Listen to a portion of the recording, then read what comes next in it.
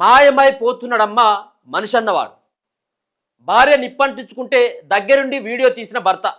బాలుడిని ఢీకొన్న చేపల ట్రక్కు, పిల్లవాడిని చూడకుండా చేపలు ఎత్తుకెళ్ళే జనం. ఈ చూడు, మనిషికి మానవత్వం చాలా తగ్గిపోతా ఉన్నది ఈ రోజులలో.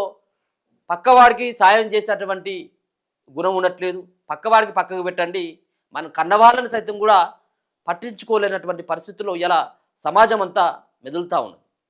ఇది చాలా దారుణమైనటువంటి విషయం. ఇప్పుడు పక్కోడి ప్రాణం ఆడబోతుందని కనీసం వాని బండిలో ఉన్నటువంటి వాటర్ బాటిల్తో కొంత నీళ్ళని తాగిపించాలన్నటువంటి ప్రయత్నం ఎవరు కూడా చేయట్లేదు. ఆడ కొన్న ప్రాణాలతోటి కొట్టుమిట్ట ఆడుతూ ఉంటే కనీసం అంబులెన్స్ కన్నా ఫోన్ చేసి సమాచారం ఇద్దామన్నటువంటి ఇంకిత జ్ఞానం ఉండట్లేదు. ఆకలితోటి అలమటిస్తున్నటువంటి వ్యక్తి పక్కన ఉన్నప్పటికీ మిగిలిపోయినటువంటి ఆహారాన్ని చెత్తకుండిలో వేస్తూ ఉన్నాం తప్పించి అతనికి పెట్టేటువంటి పరిస్థితులు మనం ఉండట్లేదు. మానవత్వాలు ఎక్కడ పోతున్నాయో, మంట కలిసిపోతూ ఉందో అర్థం కావట్లేదు.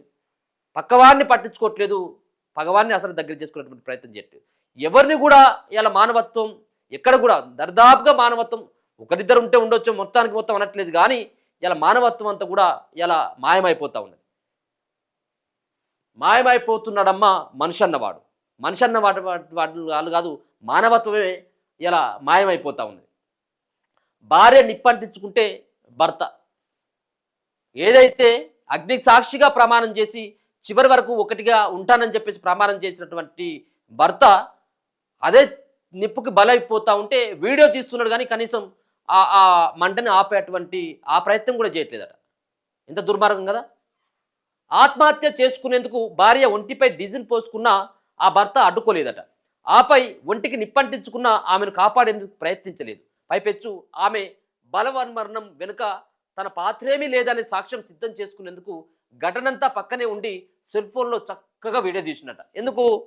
ఆమె పోసుకుంటుంది కదా, ఆమె కిరోసినో లేకపోతే పెట్రోల్ మీద పోసుకుంటుంది కదా. ఆమె ఇప్పుడు రేపటికల్లా ఏమంటాడు, భార్య మీద పెట్రోల్ పోసి అంటుపెట్టిండు భర్త అని చెప్పేసి రేపు అత్తమామలో లేకపోతే చుట్టుపక్కలలో ఆమె బంధువులు ఎవరైనా కేసు పెడతారు కదా.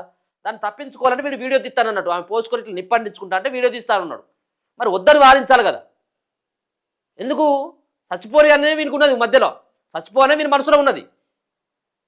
కానీ దీనికి నేను బాధ్యుని కావచ్చు కాదు అని చెప్పేందుకు ఆమె క్యాన్ మూత ఇప్పి మీద పోసుకొని అగ్గిపెట్టె తీసుకొచ్చి ఇట్లా గీకి అంటు పెట్టుకునేంత వరకు కూడా వీడియో తీస్తా ఉన్నాడు వాడు. అంటే వాడి సేఫ్టీ కోసం. భార్య చచ్చిపోయినా పర్వాలేదు, చక్కగా వీడియో తీసినట్ట. సభ్య సమాజాన్ని దిగ్బంధికి గురి చేసి ఈ ఘటన గుజరాత్లోని సూరత్లో జరిగింది. మృతురాలు 31 ఏళ్ల ప్రతిమాదేవి. నిందితుడు ఆమె భర్త అయిన 31 ఏళ్ల రంజిత్ షా. వీరిది బీహార్. రంజిత్ వరుసకు సోదరుడయ్యే వ్యక్తికి ప్రతిమా సోదరికి పెళ్లి జరగడంతో ఇరు కుటుంబాలకు బంధుత్వం ఏర్పడ్డదట. కొన్నాళ్ళ రాకపోకల తర్వాత రంజిత్ ప్రతిమ మధ్య ఏర్పడిన పరిచయం ప్రేమకు దారి తీసింది. ఇద్దరి పెళ్లికి ఇంట్లో వాళ్ళు ఒప్పుకోవడంతో 2013లో ప్రతిమ రంజిత్ సూరత్కు పారిపోయి పెళ్లి చేసుకున్నారు. ఈ దంపతులకు 3 పిల్లలు. రంజిత్ మెకానిక్, ప్రతిమ ఇంట్లోనే ఉంటూ పిల్లలను చూసుకునేది. 3వ బిడ్డ పుట్టాక భార్య భర్తల మధ్య గొడవలు మొదలైంది. జనవరి 4న పొరుగింటోల్లో మేడ మీద ఆరబెట్టిన గోధుమలను రంజిత్ ప్రతిమ పిల్లలు చిందరవందరం చేసిలట. పిల్లలను రంజిత్ తిట్టిపోశాడు, బయటకు వెళ్ళనీయకుండా బంధించాడు. తగదని ప్రతిమ వారించిన రంజిత్ వినిపించుకోలేదు. ఈ విషయంలో భార్యాభర్తలు గొడవ పడ్డారు. ఈ క్రమంలో ఇంట్లో తాను క్యాన్లో డీజిల్ తెచ్చి పెట్టాడని ఒంటి మీద పోసుకొని నిప్పంటించుకొని చచ్చిపో అంటూ భార్యను రంజిత్ రెచ్చగొట్టిండు. అతని మాటలకు తీవ్ర మనస్తాపం చెందిన ప్రతిమ అలానే చేసింది. మంటలతో తీవ్రంగా గాయపడిన ఆమెను స్థానికులు ఆసుపత్రికి తరలించారు. అక్కడ చికిత్స పొందుతూ ప్రతిమ 11న మృతి చెందింది. ఆమె ఆత్మహత్య ఘటనలో తమ ప్రమేయం లేదని, తనకు తానుగా ఆమె ఒంటిపై డీజిల్ పోసుకొని నిప్పంటించుకునేందుకు రుజువుగా ఘటనంతా రంజిత్ వీడియో తీసిన ఆ వీడియోనే అతని మెడకు చుట్టుకుంది. పోలీసులు రంజిత్ను అదుపులోకి తీసుకుని జైల్లో పెట్టిండ్రు. ఇంకా మానవతావాదుల గుండెలను మెనిపెట్టేసేలా మరో ఘటన బీహార్లో జరిగింది. సీతామర్గి జిల్లాలో ఉదయం శిక్షణ తరగతులకు హాజరయ్యేందుకు రితీష్ కుమార్ అనే 7వ తరగతి విద్యార్థి వెళ్తుండగా చేపల లోడుతో వెళ్తున్న ట్రక్కు అతనిని ఢీకొట్టి రోడ్డుకు అడ్డంగా పల్టీ కొట్టిందట. ఈ ఘటనలో ఆ బాలుడు తీవ్ర గాయాలతో అక్కడికక్కడే మృతి చెందిండు. అయితే క్షణాల్లో గుమికూడిన జనం బాలుడు చనిపోయాడన్న కించిత్ సానుభూతి కూడా చూపకుండా రక్తపు మడుగులో పడ్డ మృతదేహాన్ని పట్టించుకోకుండా ట్రక్కులోని చేపలను ఎత్తుకెళ్లడానికి పోటీపడ్డారు.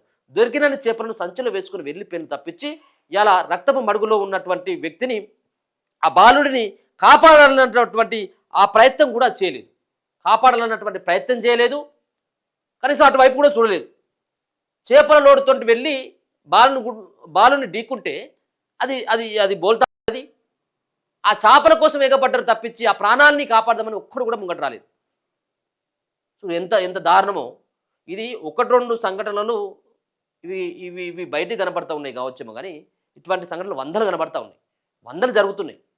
ఎవరికి ఎవ్వరు కూడా సహాయం చేసేటువంటి స్థితిలో పక్కవాడికి కూడా కనీసం సహాయం చేసేటువంటి పరిస్థితులు లేదు. సహాయం చేయకపోగా ఇంకా తొక్కేటువంటి ప్రయత్నమే ఎక్కువ జరుగుతుంది తప్పించి ఈ రోజులలో ఇక ఇక ఇక పట్టించుకొని మానవత్వాలు ఎప్పుడో మంట కలిసినాయి. ఎప్పుడో మనిషి అన్నటువంటి మానవత్వం ఎప్పుడో చాలామందిలో ఉన్నటువంటి మానవత్వం క్షీణించిపోయింది అంతా. ఇక రేపు ఇక ఎట్లా ఉంటుందో తెలియదు. భార్య చచ్చిపోతూ ఉంటే భర్త వీడియో తీయడం ఏంద్రా నాయన, చాలా దారుణం కదా. ఇంతకంటే ఘోరంగా జరగలేదా? కట్టుకున్నటువంటి భార్యను కుక్కర్లను ఉడికిచ్చిండు వాడు ఒకడు. ఇక్కడ హైదరాబాద్లో జరిగింది. కుక్కర్లో ముక్కలుగా నరికి ఆ ముద్దలు చేసి కుక్కర్లో ఇక బొక్కలు ఉంటాయి కదా, ఈ బొక్కలంతా కూడా పేన మీద ఏంపిండు వాడు. ఏంపి వాటిని అంతా చూర చేసి పొడిగా చేసి ఆ చేపలకు మేతగా వేసిండు వాడు. ఎంత క్రూరత్వం చూడండి. సో అటువంటి సంఘటనలు చాలా జరుగుతూ ఉన్నాయి.